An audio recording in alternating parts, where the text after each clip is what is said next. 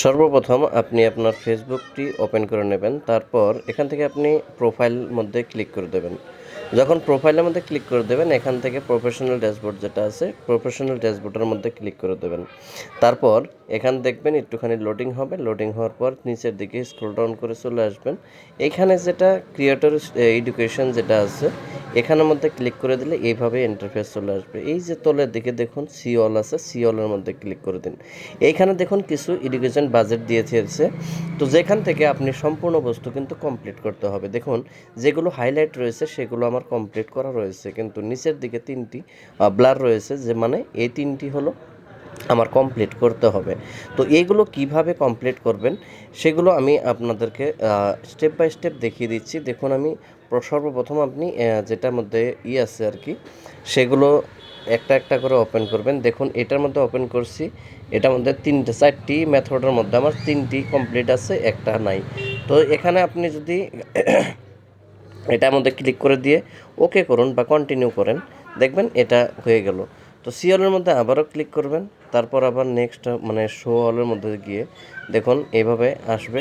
এটা যদি কমপ্লিট হয়েছে কিনা এটা আমি দেখতেছি, এটা সম্পূর্ণ কমপ্লিট হয়ে গেছে। তো তৃতীয়তে এখন আমার এই যে ক্রিয়েটর থাম্বনেল যেটা আছে, এটা আমি দেখাচ্ছি আপনাদেরকে। দেখুন এখানে দুইটার মধ্যে তিনটার মধ্যে একটা হয়েছে আর দুইটা হয়নি। তো এখানে যদি আমি ক্লিক করলে হয় না, তবে যাই হোক ক্লিক করলে স্টার্ট করলাম, নেক্সট করলাম, ডান করে দেব। তো এটা হয়ে গেল। তো তৃতীয়তে আরও একটা যেটা রয়েছে, এইভাবে এটার মধ্যেও ক্লিক করে শুধুমাত্র আমরা নেক্সট এবং প্রসেস মার্ক অ্যাজ অল, এখানে যেটা ডান এইটা যদি ক্লিক করা হয় তখন কিন্তু এটা কমপ্লিট হয়ে যাবে। তো এইভাবে আপনারা সম্পূর্ণ ক্লিয়ার করবেন। ক্লিয়ার করলে এগুলো বাজেট, নতুন করে বাজেট আসে অবশ্যই, সেখান থেকে আমাদের নতুন করে কিছু দেওয়া হয়। তো আশা করি এগুলো দেখে নিয়ে যে আমার কমপ্লিট হয়ে গেছে। আর এইভাবে যদি আপনি কমপ্লিট করেন, অবশ্যই আপনার ভিডিওগুলো ফরিতে যাওয়ার সম্ভাবনা থাকে, বা হয়তো নতুন অডিয়েন্স পাওয়ার জন্য কিছু এগুলো এডুকেশন এটা ফেসবুকের থেকে আমাদেরকে দিয়ে থাকে, যেগুলো করলে আমাদের পেজগুলো সঠিক এবং সঠিক অডিয়েন্সের কাছে পৌঁছানোর জন্য, এইগুলো কাজ করার জন্য মানে সবাইকে দেওয়া হয়েছে। তো সেই বস্তুগুলো যদি করে রাখি আমরা, আমাদের কি হয়, নিজেদের উপকারে আসে।